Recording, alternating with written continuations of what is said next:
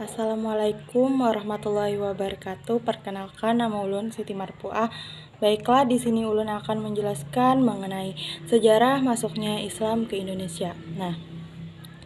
Ada banyak teori yang menegaskan awal mula masuknya agama Islam ke masyarakat Nusantara kala itu. Teori-teori ini diperkuat oleh sejumlah bukti yang mendukung adanya jejak sekaligus proses masuknya Islam ke tanah air. Yang pertama yaitu teori Mekah. Berdasarkan teori Mekah, sejarah masuknya Islam ke Indonesia terjadi pada abad ke-7 Masehi. Beberapa sejarawan meyakini agama ini dibawa oleh para pedagang Muslim dari Arab yang datang ke tanah air. Salah satu buktinya karena beberapa sumber dari naskah Cina kuno menyebutkan ada sekelompok orang yang bermukim di pesisir barat Pulau Sumatera pada 625 Masehi.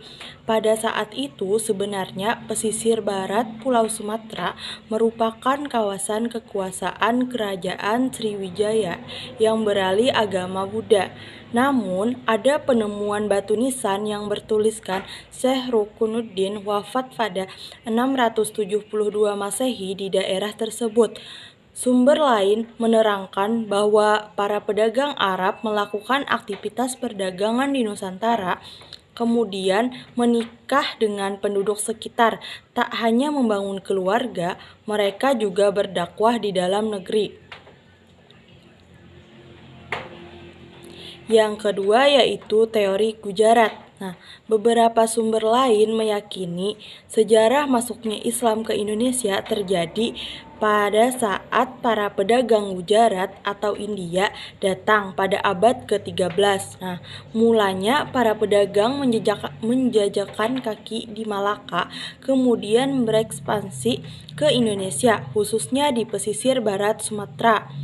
Menurut teori ini, kedatangan pedagang Muslim India ke Indonesia yang membawa ajaran Islam melahirkan kerajaan Samudra Pasai.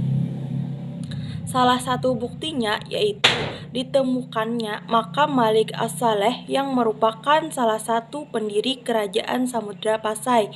Corak nisan makam Malik As-Saleh disebut mirip dengan nisan yang ada di India.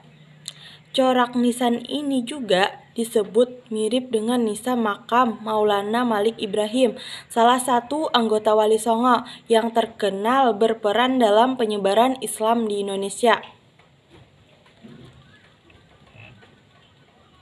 Yang ketiga yaitu teori Persia.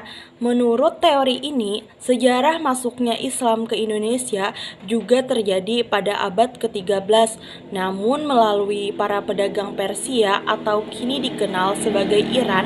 Hal ini tak lepas dari munculnya beberapa kesamaan budaya Islam di Indonesia dengan Timur Tengah. Salah satu contohnya adalah kaligrafi di batu nisan yang ada di Indonesia. Selain itu juga karena ada kesamaan ritual tabok di Bengkulu dan Tebuik di Sumatera Barat yang hampir persis dengan bangsa Persia. Para sejarawan juga meyakini Islam masuk ke Indonesia karena para pedagang Persia lantaran banyak kata-kata bangsa Persia dalam hikayat Melayu, Aceh, hingga Jawa. Namun, beberapa pihak menyebut aliran Islam bangsa Persia adalah Syiah. Sementara aliran Islam yang berkembang pesat di dalam negeri adalah Sunni. Yang keempat yaitu teori Cina. Sejarah masuknya Islam ke Indonesia disebut berasal dari Cina pada masa dinasti Tang sekitar 618 sampai 905 Masehi. Panglima Muslim Cina bernama Sa'ad bin Waqqas yang aslinya berasal dari Madinah dipercaya sebagai pembawa ajaran Islam ke Nusantara.